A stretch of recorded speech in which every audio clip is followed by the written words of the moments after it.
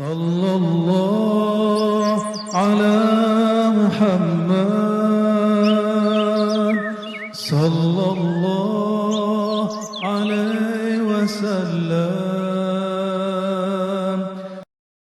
Banyak orang mempersiapkan dirinya untuk akhir zaman nimbun emas. Ada yang main saham, ada yang main kripto, ya, persiapan akhir zaman. Ada yang main panahan, ada yang latihan berkuda, ada yang latihan pedang, ada yang latihan bela diri dan segala macam. Mungkin itu bagian dari memahami ayat Quran, ya, maka persiapkanlah, ya, untuk jihad itu mastata'tum, sesanggup kamu. Tapi ada yang dilupakan satu, bahwa akhir zaman itu Nabi SAW mengatakan khilafah ala minhajin nubuwah, kepemimpinan yang berdasarkan nubuwah. Nubuwah itu ada pada ruhnya para anbiya, dan nubuat itu sudah tidak ada kecuali hanya warisannya. Pewarisnya masih ada. Al ulama warasatul anbiya. Pewarisnya adalah para ulama. Jadi Nabi Sallallahu Alaihi Wasallam tidak mempersiapkan fisik dulu untuk perang. Maka ketika Abu Sufyan yang masih belum Islam saat itu ditanya oleh Heraklius, apakah betul pengikut Nabi baru yang mengaku jadi Nabi di kampungmu itu kebanyakan mereka fuqara, masakin, fakir dan miskin? Kata Abu Sufyan, betul.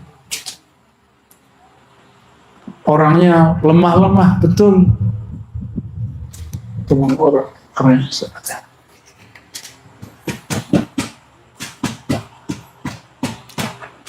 Tapi ketika perang Badar, jumlah mereka hanya 313, mengalahkan pasukan kufar Quraisy, dan dalam beberapa versi para masyayikh kita itu juga dibuat bantuan dari pasukan Romawi, wallahu a'lam.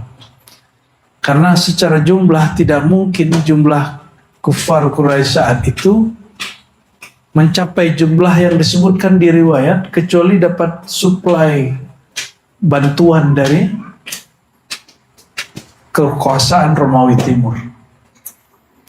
Kalau betul itu terjadi, berarti lawannya 313 ini orang militer terlatih.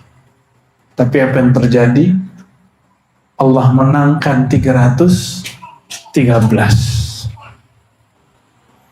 Yang ribuan itu kewalahan semua dan kalah. Apakah Nabi mempersiapkan 313 dengan latihan panahan? Berkuda itu sudah habit mereka. Panahan sudah kebiasaan mereka berburu. Apakah dengan nimbun emas? Tidak. Apalagi main kripto, ya. Kita tidak melarang nabung emas, main kripto. Tapi kalau antum nanti itu akhir zaman, nanti kan internet hancur semua. Uang digital hilang sudah. Tabung di bank hilang. Maka kalau masih ada kesempatan, gunakan rezeki sebaik-baiknya. Jangan hanya nimbun-nimbun harta. Karena rezeki kita itu yang kita pakai, bukan yang kita simpan. Ya, jangan pelit-pelit sama badan. Kalau nggak ada ya juga jangan disesali. Sabar-sabar aja. Pengen bersama Allah kan? Innallaha ma'as sabirin, ya. Itu thariqat paling cepat, nggak perlu kholwat.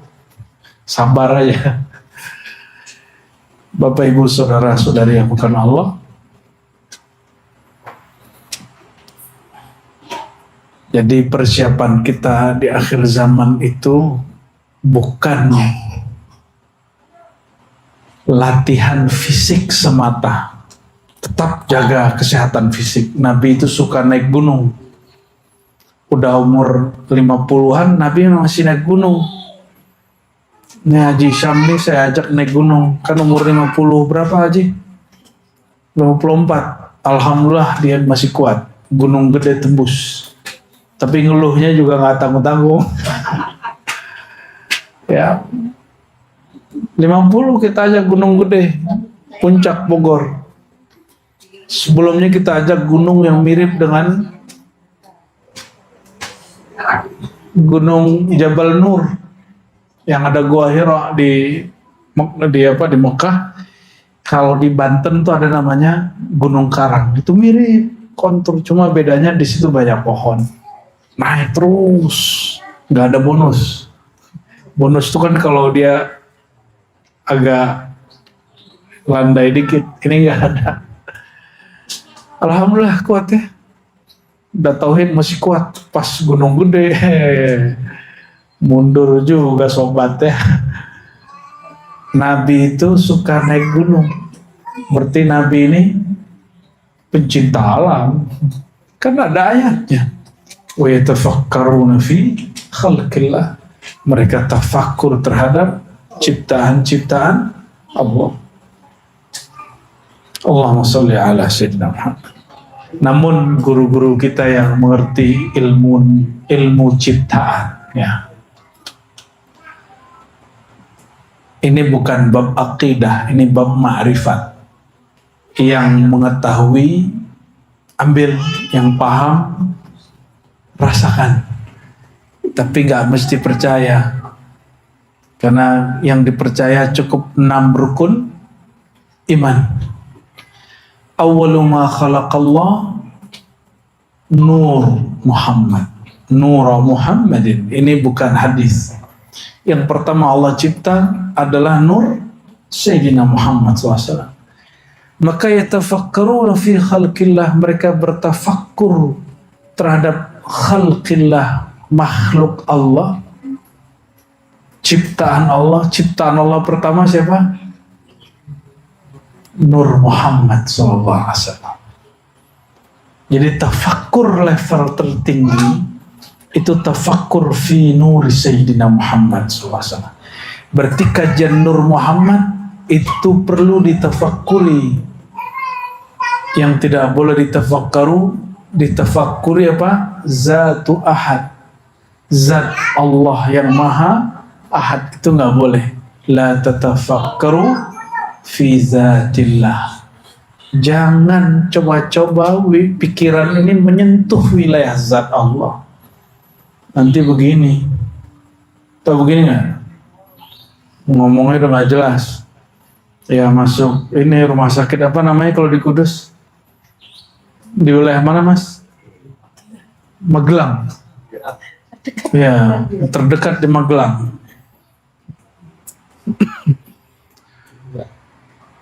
Ya itu deh. Jadi persiapan akhir zaman itu persiapan rohani, bukan hanya jasmani. Nanti punya duit nggak bisa dipakai, punya emas nggak ada orang mau.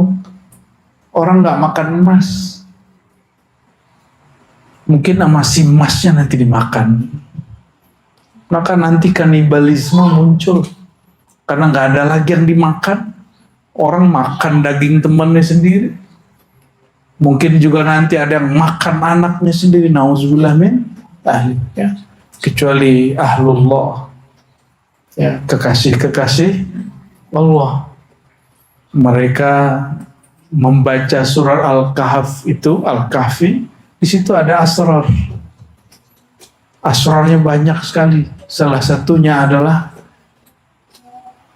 beberapa pemuda yang Allah izinkan hidup tanpa makan, tanpa mati, tertidur 309 tahun, nggak makan, nggak minum. Tubuhnya nggak kurang sama sekali.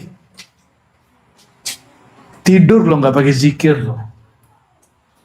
Gimana tuh Mas? Tidur aja dia keramat, gimana kalau dia zikir? Ashabul Kahf itu tidur aja nggak apa-apa badannya, gimana kalau dibangun? Maka naumu ahlillah afdalu min ta'atil munafiqin, min ibadatil munafiqin. Tidurnya ahlullah lebih baik daripada ibadah orang munafik. Orang munafik bolak-balik ke Mekah, Madinah, sholat 5 waktu, tapi nifak di kalbunya, ada kemunafikan. Mending dia tidur tapi kalbunya salim, kalbunya selamat. Ya. Dan Nabi SAW mengatakan, an-naumu akhul maut, tidur itu saudara mati. Maka belajar cara mati husnul khotimah sebelum tidur. Lakukan apa yang Nabi katakan. Nabi mengatakan, la yamutanna ahadukum illa wa huwa yuhsinu dhanna billah. Jangan kamu mati kecuali dalam berbaik sangka kepada Allah. Maka sebelum mati baca bismikallahumma ayawamut, tambahkan raditu billahi rabbah. Ya Allah, ku ridho apapun maumu. Tiada lagi mauku kecuali hanya maumu. Kapan mulai hidup gelisah? Kalau ada mau kita dalam maunya Allah, ada kehendak kita dalam kehendak Allah. Mau zikir nih, kita punya kehendak mau cari tenang. Zikir bukan mau cari tenang, faedah zikir tenang. Tujuan zikir bukan tenang. Tujuan zikir itu yang disebut di Quran, wa ma khalaqtul jinna wal insa illa liya'budun. Itu adalah tujuan hidup, menghambakan diri sehamba-hambanya, serendah-rendahnya di hadapan Allah Subhanahu wa taala. Maka ulama ahlullah ijma mentafsirkan illa liya'budun, kecuali untuk menyembah aku, diartikan bukan menyembah tapi mengenal aku, kata Allah. Jadi tidak aku ciptakan jin dan manusia kecuali untuk mengenal aku. Inilah yang kami ulang-ulang kalam Imam Salafus Saleh, Imam Sayyid Taifah, pemimpin semua tariqah di zamannya Imam Abul Qasim Junaid al-Baghdadi. Ya, apa kata beliau? Awal ibadat itu ma'rifatullah, mengenal Allah. Kalau yang kita kenal sekarang, awaluddin ma'rifatullah, awal agama mengenal Allah. Tapi kenapa hari ini, mohon maaf, sahabat-sahabat kita, para pendakwah, belajar fikih aja dulu, gak usah ngaji-ngaji tasawuf, gak usah ngaji-ngaji yang aneh-aneh, ntar kamu gila, majnun nanti. Ini kalam apa ini? Nabi itu mengajarkan mengenal Allah itu lebih awal daripada ibadah yang bernama ibadah ritual. Karena mengenal Allah itulah ruhul ibadah. Ruhnya dulu dihidupkan, baru ruku sujudnya. Makanya anak-anak kita ini pada terpaksa kalau disuruh sholat. Jangan-jangan nih bapak ibu ini sebagian masih paksa nih sholat nih. Ya ada maghrib gitu ya. Ya isya lagi. Ya subuh ngantuk. Masih gitu gak? Kalau masih begitu berarti belum mengenal yang disembah. Belum mengenal siapa yang disembah. Kalau saja orang kenal siapa yang disembah, apa kata Sufyan Ats-Tsauri? Seandainya tidak ada sholat, zikir, jamaah, tahajud, ilmu, baca Quran dan silaturahim, saya lebih baik mati saja, katanya. Karena beliau habis baca hadis, ad-dunya mal'un wa mal'unun ma fiha. Hadis Tirmizi, dunia ini terkutuk dan terkutuk semua yang terkait dengan dunia. Maka siapapun yang memasukkan dunia ke kolbunya terkutuk. Jadi boleh masukin dunia ke sini, ke kolbu. Kolbunya mau disayang Allah atau mau dikutuk Allah? Mau disayang Allah. Jangan pernah biarkan dunia masuk. Dunia itu sederhana. Mulai yang kecil-kecil, makan. Ya. Ketika makanan di depan, yang pertama dilakukan baca bismillah dulu atau langsung ngambil? Jujur. Sering lupa kan? Ini thorikoh kecil-kecilan aja kita lupa. Bahwa yang memberi kenyang itu bukan nasi, bukan makanan, tapi Allah. Nasi itu cuma asbab aja. Itu tadi Ashabul Kahfi berapa tahun nggak makan minum? 309 tahun. Itu tidur keramat. Tidur aja punya keramat. Gimana kalau bangun?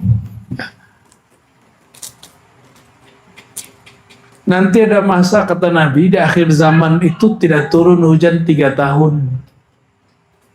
Paceklik di semua wilayah di dunia. Orang berebut air pastinya.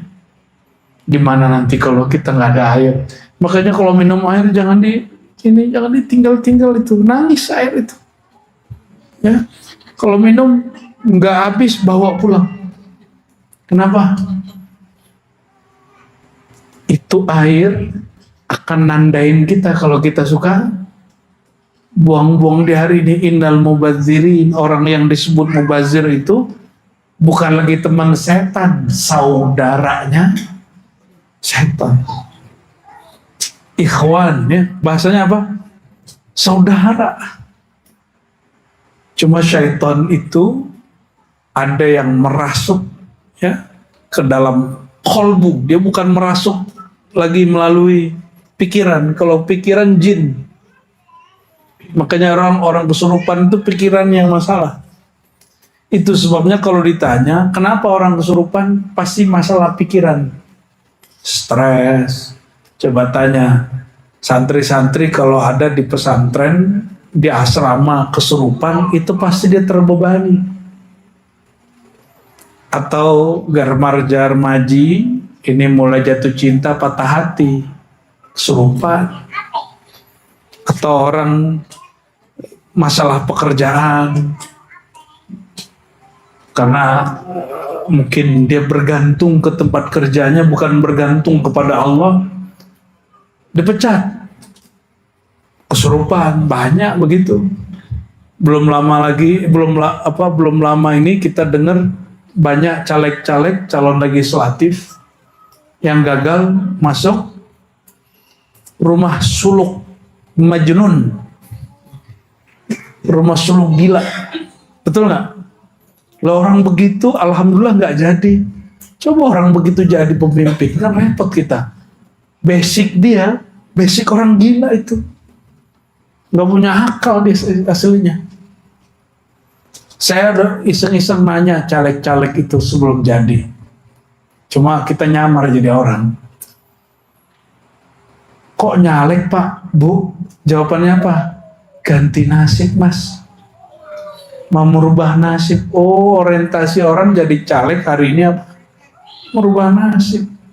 Bukan mau berbakti kepada negara, khidmat kepada masyarakat. Bapak Ibu saudara, bukan Allah.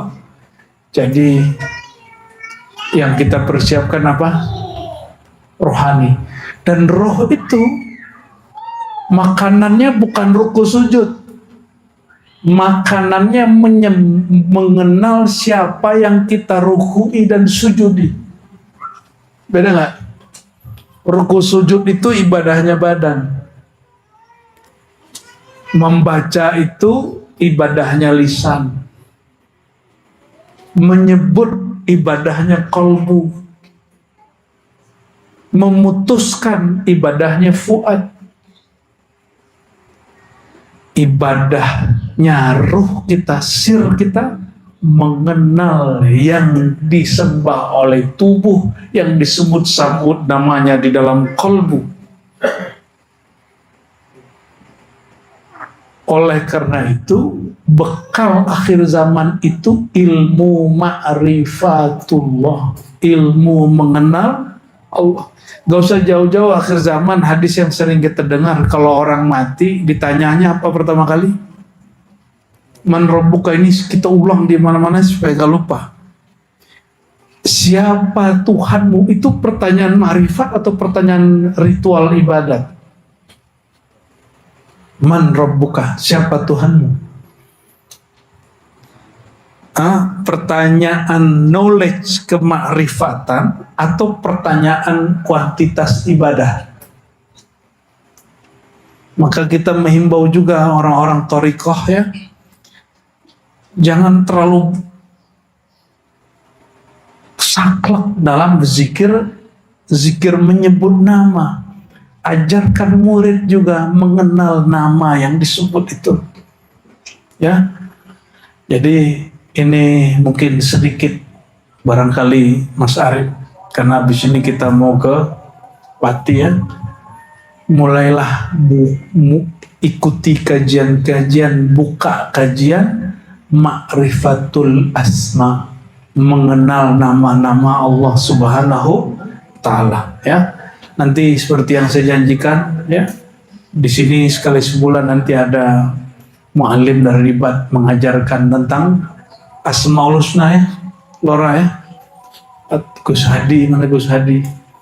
Nah nanti inilah mungkin berarti sebulan bisa 2 kali ya. Satunya Lora Ali, satunya jauh dari Madura, satunya mungkin dari ya orang Pati hasilnya ya. Jadi kerjaan kita sampai mati cuma satu aja, mengenal yang disembah. Adapun urusan tubuh tetap sholat 5 waktu.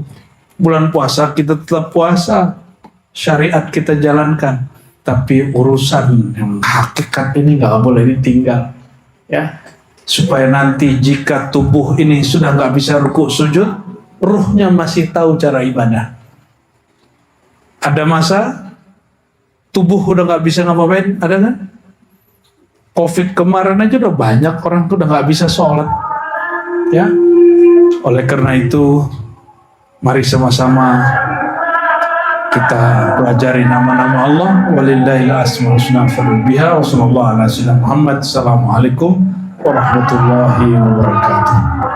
Sekarang ada berapa tahun lagi? 2024. Berarti 2003. Kalau ada ustadz berceramah, Imam Mahdi muncul 2024. Tunggu dulu. Gak usah khawatir-khawatir amat ya. Tapi betul 2024 ini banyak kejadian. Bapak Ibu, itu Jawa diguncang. Untuk teman-teman yang menonton kajian ini, jangan lupa bersalawat kepada Nabi kita Rasulullah Muhammad sallallahu alaihi wasallam. Allahumma salli ala Muhammad wa ala ali Muhammad.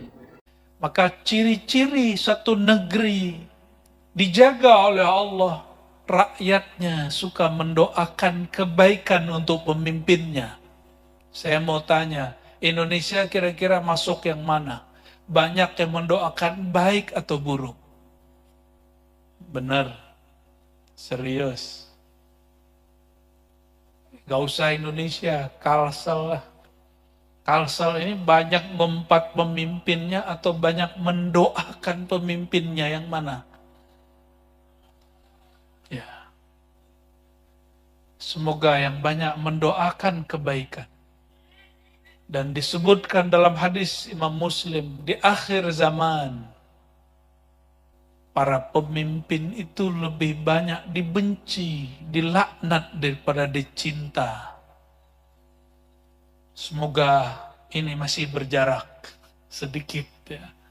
Walaupun waktunya sudah pendek sekali. Karena kalau saya menghitung Bapak Ibu, saudara-saudariku, Turki Utsmani runtuh tahun berapa? 1924. Sekarang sudah berapa? 2024. Sudah berapa tahun? Sahabat sudah. Tapi untungnya, ini untungnya, Mekah, Madinah, pusat Islam bukan Turki, bukan Baghdad, tapi Mekah dan Madinah. Makkah Al-Mukarramah dan Al-Madinah Al-Munawwarah baru dikuasai tahun 1933 oleh Saudi. Negara Saudi itu negara yang diciptakan oleh Inggris. Lalu kemudian mereka menjadi temannya Amerika. Jadi Saudi ini unik. Tapi kalau proyek temannya sama Cina. Maka yang bikin proyek-proyek di Mekah, Madinah itu Cina. Pinternya orang Saudi ini, orang Arab suka begitu ya. Dia ambil kebaikan dari manapun. 1933 barulah Mekah, Madinah dikuasai. Sekarang ada berapa tahun lagi? 2024. Berarti 2003, kalau ada ustadz berceramah, Imam Mahdi muncul 2024. Tunggu dulu. Ya, ente salah hitung bro. Ya. Ini bukan mencocok logi. Hitungnya dari 2 kota suci. Bukan dari kota pemerintahan. Jadi ilmu akhir zaman gak bisa cocok logi. Apalagi pakai WA-WA-an. WA dulu teman yang di Palestina. WA dulu teman yang di Mekah. Kata teman di Mekah, Imam Mahdi telah keluar. Ternyata Imam Mahdi sudah mati di Suriah. Banyak kawan-kawan saya, para pendakwah itu terburu-buru untuk menentukan ilmu akhir zaman. Padahal akhir zaman, ayuhal ikhwah, semua hadirin, akhir zaman itu kata Nabi Muhammad SAW akan muncul khalifah ala minhajin nubuwah, berdasarkan manhaj kenabian. Manhaj kenabian itu ada pada ruh, bukan pada akal. Jadi umat Islam gak usah sedih-sedih amat.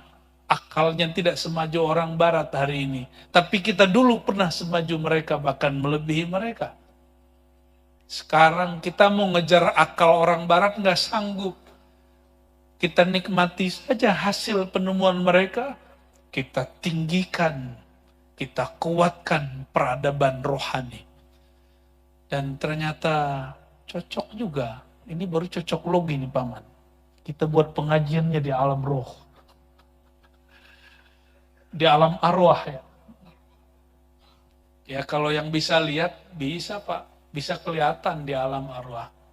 Kalau yang bisa lihat.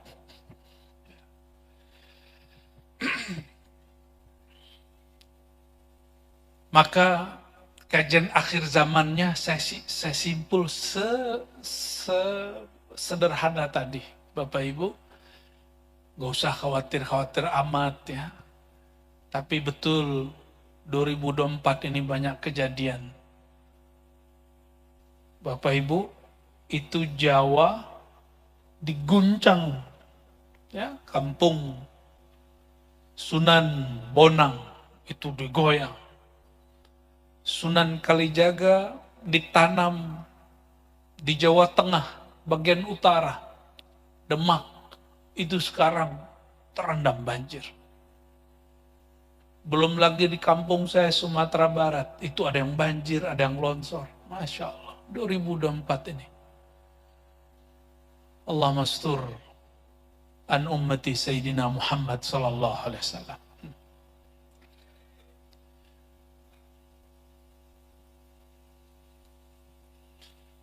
Kita persiapkan untuk 9 tahun lagi.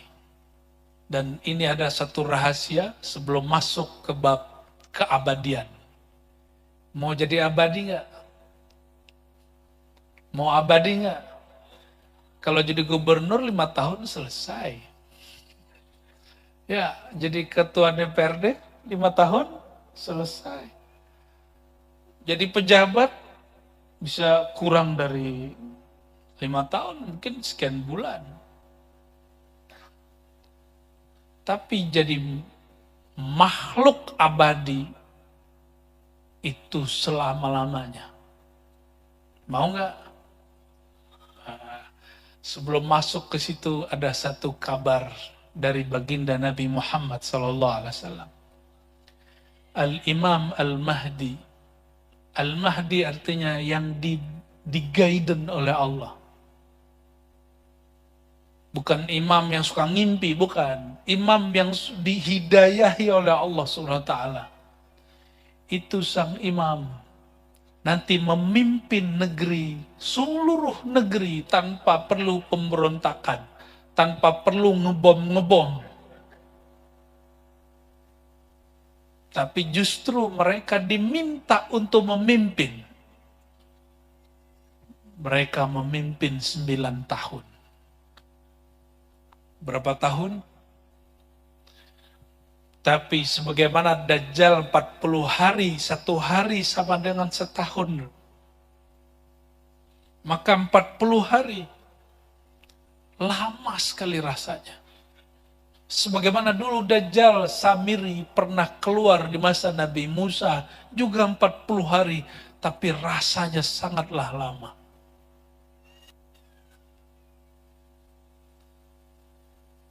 Namun Allah balas. Apa balasan Allah? 9 tahun itu, 1 hari pun seperti setahun. Kalikanlah 9 tahun kali 365 hari kali setahun. Bama, itu lama sekali ya. Lagi asik-asik menikmati dunia, yang sorga disegerakan, Ya'jud Ma'jud keluar. Ini pian-pian ini lagi asik bikin anak kali ya. Lagi asik makan, lagi asik santai. Nanti zaman itu cemburu-cemburu udah nggak ada, Bu. Udah tipis. Mumpung masih cemburu sekarang ya. Nanti nggak ada cemburu-cemburu zaman itu. Semua orang cemburu itu ananiah, ego. Ego perempuan. Boleh cemburu sebatas yang disyariatkan Allah.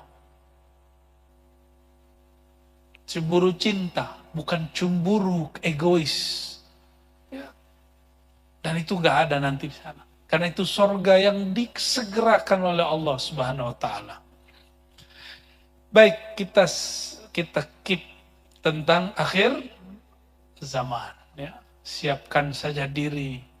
Kalau tidak tahu tentang akhir zaman, katakan kami tidak tahu. Jangan mengada-ada. Jangan mencari-cari ke dunia yang gak jelas. Apalagi ilmu cocoklogi. Mengulang kajian-kajian sebelumnya, karena ini basic untuk memahami tentang insan keabadian, alam keabadian.